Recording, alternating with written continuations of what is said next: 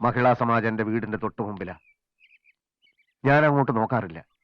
ഞങ്ങളുടെ നാട്ടില് ഒരു കലുങ്കുണ്ട്, പൂവാലന്മാരുടെ സ്ഥിരം സങ്കേതം. അതിലിരുന്നുകൊണ്ട് സ്ത്രീകളെ ശല്യപ്പെടുത്തി 7 പൂവാലന്മാരെ ഒരു ദിവസം ഞാൻ അടിച്ച് നിരപ്പാക്കി. എന്റെ ഈ ഭാഗത്തുള്ള 3 അണപ്പല്ല് വെപ്പ അവര് തിരിച്ചടിച്ചതാ.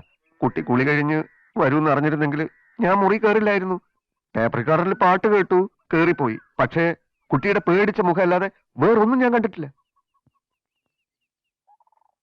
പ്രൈമറി ക്ലാസ്സിലെ പാഠപുസ്തകത്തില് എല്ലാ ഭാരതീയരും എന്റെ സഹോദരീ സഹോദരന്മാരാണെന്ന് പറയുന്ന ഒരു പ്രതിജ്ഞയുണ്ടല്ലോ. ആ പ്രതിജ്ഞ എടുത്ത ശേഷം എല്ലാ സ്ത്രീകളെയും എന്റെ സഹോദരികളായിട്ട് എനിക്ക് കാണാൻ കഴിഞ്ഞിട്ടുള്ളൂ. ഭാരതീയ സഹോദരിയെ ഒരു സഹോദരൻ കല്യാണം കഴിക്കാൻ പാടില്ലല്ലോ. അതുകൊണ്ട് ഞാൻ ഇതുവരെയും കല്യാണം കഴിച്ചിട്ടില്ല. ഭാരതത്തിലല്ലേ പ്രശ്നമുള്ളൂ? സിലോണും മാലദ്വീപൊക്കെ ഇവിടെ അടുത്തല്ലേ? അവിടെ എവിടെങ്കിലും പോയി കല്യാണം കഴിക്കാലോ? അത് ആലോചിച്ചുകൊണ്ടിരിക്കുകയാണ്. വിസയ്ക്ക് അപ്ലൈ ചെയ്യണം. ഈ ചിരി എന്നോടുള്ള ദേഷ്യം തീർന്നതിന്റെ സൂചനയായിട്ട് ഞാൻ കാണുന്നു. ഇനി ഞാൻ കാര്യത്തിലേക്ക് കടക്കുകയാണ്. കുട്ടിയാണ് സ്കൂൾ മാനേജർ എന്ന് അറിഞ്ഞു. അച്ഛൻ്റെ 1 ലക്ഷം കൊടുത്തിട്ടുണ്ട്. ബാക്കി 3 ലക്ഷം ഉടൻ ശരിയാവും. എന്നെ അപ്പോയിന്റ് ചെയ്യണം. നടക്കില്ല. നടന്നേ തീരൂ. ഞാൻ ഒപ്പിട്ടാലും ഹെഡ് മാസ്റ്റർ അച്ഛൻ പറഞ്ഞാലേ AOയ്ക്ക് പേപ്പർ അയക്കൂ. അങ്ങനെ അയച്ചാൽ തന്നെ ഗോകുലകൃഷ്ണ മാഷിനെ മറികടക്കാൻ ഇയാൾക്ക് പറ്റില്ല. കുട്ടി എന്നെ അപ്പോയിന്റ് ചെയ്യൂ, ബാക്കി ഞാൻ നോക്കിക്കോളാം. മറ്റൊരാളുടെ ജോലി എന്തിനാ തട്ടിപ്പറിക്കുന്നേ? ഭാരതീയനായ ഗോകുലകൃഷ്ണനെ ഒരു സഹോദരനായി കണക്കാക്കിക്കൂടെ? കണക്കാക്കാം, പക്ഷെ ഉള്ളതെല്ലാം വിറ്റുപെറുക്കാൻ ഏർപ്പാട് ചെയ്ത് കഴിഞ്ഞതിന് ശേഷമാണല്ലോ ഈ ഗോകുലകൃഷ്ണൻ സഹോദരനെ പറ്റി ഞാൻ അറിയുന്നത്. അപ്പൊ ഇനി പിന്മാർക്കൂടെ? സാധിക്കില്ല. ഞാൻ വല്ലാത്തൊരവസ്ഥയില. അയാളും അങ്ങനെ ഒരു അവസ്ഥയില. പ്ലീസ്. നടക്കില്ലെന്ന് പറഞ്ഞില്ലേ?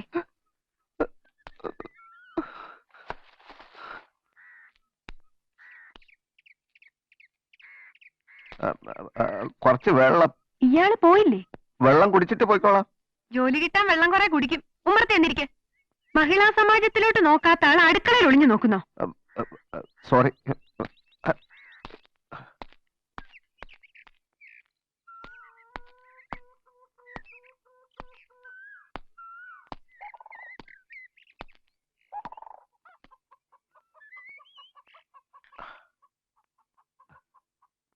ഞാനൊന്ന് നോക്കിയപ്പോ മേശപ്പുറത്ത് പട്ടണക്കാട് പുരുഷോത്തമൻ പാടിയ പാട്ടുകളുടെ കാസറ്റുകൾ മാത്രമേ കണ്ടുള്ളൂ. അതെന്താ അങ്ങനെ? അതങ്ങനെയാ. മറ്റു പാട്ടുകാരെയൊന്നും ഇഷ്ടമല്ല എന്നർത്ഥമില്ല. ചില ഇഷ്ടങ്ങൾക്ക് കാരണം പറയാൻ ബുദ്ധിമുട്ടുണ്ടാവും. പട്ടണക്കാടിന്റെ പാട്ടുകളാ എനിക്ക് ഏറ്റവും ഇഷ്ടം. അത്ര തന്നെ. അദ്ദേഹത്തെ നേരിട്ട് കണ്ടിട്ടുണ്ടോ? ഇല്ല. ഫോട്ടോ? ഒരു ഫോട്ടോ കിട്ടിയിരുന്നെങ്കിൽ എന്ന് ആഗ്രഹിച്ചിട്ടുണ്ട്. ആ ആഗ്രഹം നടക്കും. എവിടെ കിട്ടും? ഇതൊക്കെ ജീവിതത്തിലെ അസുലഭ മുഹൂർത്തങ്ങൾ തന്നെ. ഫോട്ടോ എവിടെ കിട്ടും? എന്തിനാ ഫോട്ടോ? ജീവനോടെ കണ്ടോണ്ടിരിക്കുകയല്ലേ. വിശ്വസിക്കാൻ പ്രയാസം തോന്നും. ഞാൻ തന്നെയാ പട്ടണക്കാട് പുരുഷോത്തമൻ. ചുമ്മാ നുണ പറയരുത്. സർക്കാരിനോട് ഞാൻ നുണ പറയും. കാരണം മറ്റു ജോലികൾ ചെയ്ത് പണം വാങ്ങാൻ പാടില്ല എന്ന് സർക്കാർ അനുശാസിക്കുന്നത് കൊണ്ട്. പക്ഷേ ഒരു ആരാധികയോട് ഒരിക്കലും ഞാൻ നുണ പറയില്ല. നിങ്ങളുടെ പേര് ശങ്കരനാരായണൻ. പക്ഷെ പട്ടണക്കാട് പുരുഷോത്തമൻ എന്ന തൂലികാ നാമത്തിൽ ഞാൻ പാടുകയാണ്. തൽക്കാലം പോട്ടെ. ഉച്ചക്ക് 2 മണിക്ക് ഒരു പാട്ട് റെക്കോർഡ് ചെയ്യാനുണ്ട്.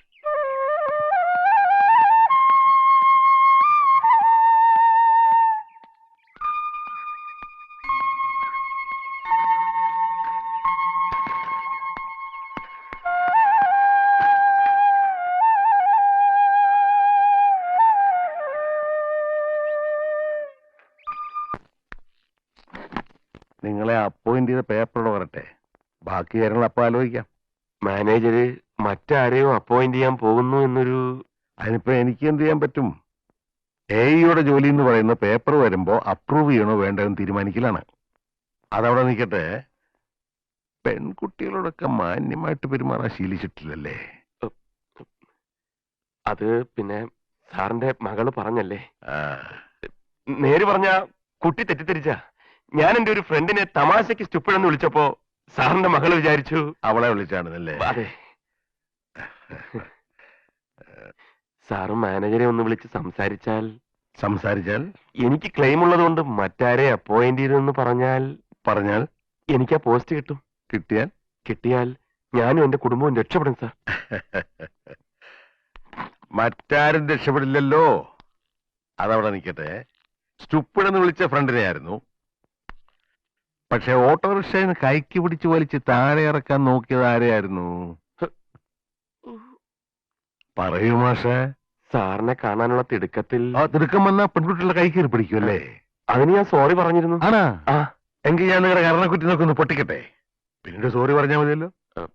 അല്ലെങ്കിലും എന്റെ മേലധികാരി എന്ന നിലയിൽ എന്നെ ശിക്ഷിക്കാനുള്ള അധികാരം സാറിനുണ്ടല്ലോ. ഇയാള് മാഷായാലല്ലേ ഞാൻ മേലധികാരിയാവൂ. മാനേജറെ സാറൊന്ന് വിളിപ്പിച്ചിരുന്നെങ്കിൽ. അതെന്റെ ജോലിയല്ല, എനിക്കിപ്പോൾ വേറെ കുറച്ച് ജോലിയുണ്ട്. എന്നാ ഞാൻ പോയിട്ട് നാളെ വരാം. ഇക്കാര്യത്തിന് ഇനി ഇവിടെ വരണമെന്നില്ല സാർ. എനിക്കിവിടെ വേറെ ജോലി ഉണ്ടെന്ന് പറഞ്ഞില്ലേ.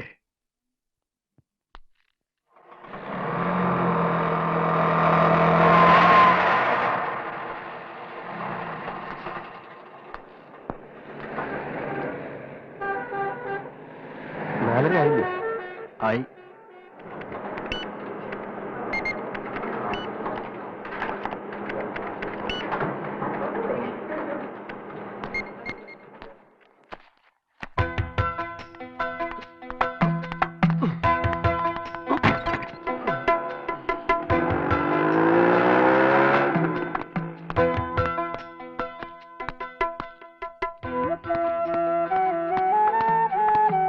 ഓട്ടോ വെയിറ്റ് ചെയ്യാൻ ഇങ്ങോട്ട് കയറിയാട്ടെ.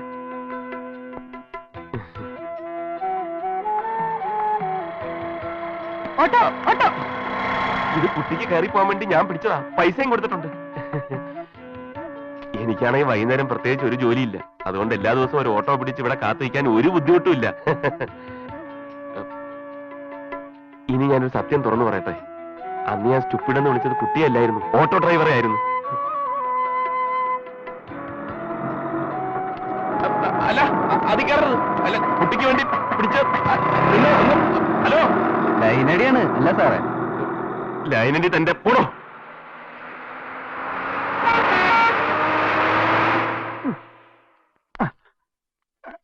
രണ്ടുപേരും ഒന്ന് വിട്ടേ.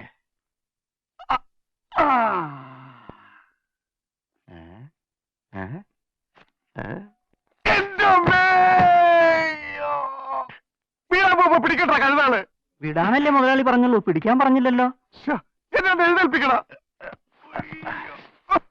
ഡോക്ടർ പറഞ്ഞല്ലേ മുതലാളി, ഭക്ഷണം കുറയ്ക്കണം, ശരീരഭാരം കൂടിയ രോഗം പെട്ടെന്ന് ഭേദമാവില്ലെന്ന്. ഭക്ഷണം കുറച്ചിട്ട് ഇപ്പൊ എനിക്ക് രോഗം ഭേദമാണ്ട. അതാ പ്രശ്നം. ആ സ്കൂൾ മാനേജർ കാണാൻ വന്നിരിക്കുന്നു. ആര്? School manager. മാനേജരാ? ആ കളവനാ വരാൻ പറ.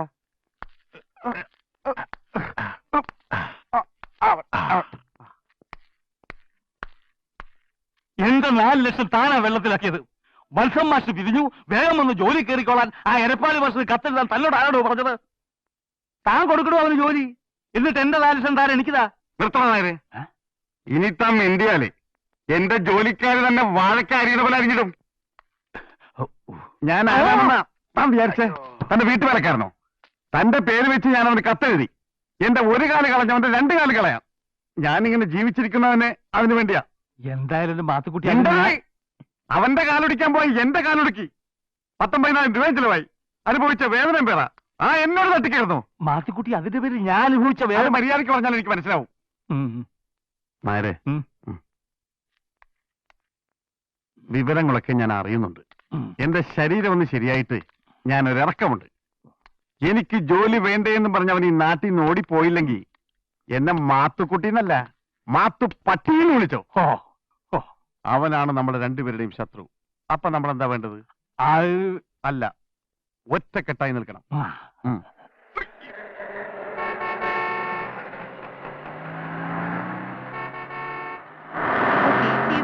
അതെ, നാളെ കാലത്ത് ഈ പരിപാടി നടക്കില്ല. ഞാൻ നിന്റെ വീടിന്റെ മുന്നിലെത്തി ഒരേ ഒരു തവണ ഹോൺ അടിക്കും. 10 സെക്കൻഡ് വെയിറ്റ് ചെയ്യും. നീ ഇറങ്ങി വന്നില്ലേ, ഞാൻ അപ്പൊ തന്നെ വണ്ടി വിടും. എങ്കിൽ നിന്നെ ഞാൻ കൊശാപ്പിയും. ഓ പിന്നെ, ലിഫ്റ്റ് ചെയ്യുന്നതേ എന്റെ മഹാമനസ്കത. 10-15 മിനിറ്റ് വെയിറ്റ് ചെയ്യാനൊന്നും എന്നെ കിട്ടില്ല.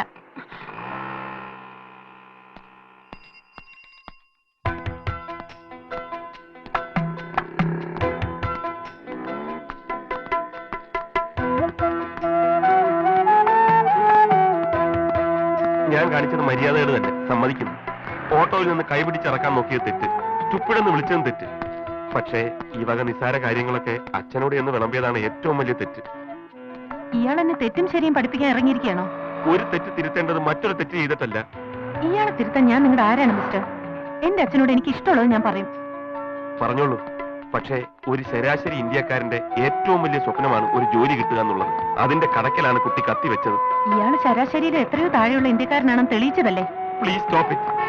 മനസാക്ഷി എന്നൊരു സാധനം കയ്യിലുണ്ടെങ്കിൽ കുട്ടിയുടെ അച്ഛനോട് പറയൂ എന്നെ ഒന്ന് സഹായിക്കാൻ. ഞാൻ ആദ്യമേ പറഞ്ഞല്ലോ, ഒരു ടീച്ചർ ആവാനുള്ള യാതൊരു യോഗ്യതയും നിങ്ങൾക്കില്ല. ആ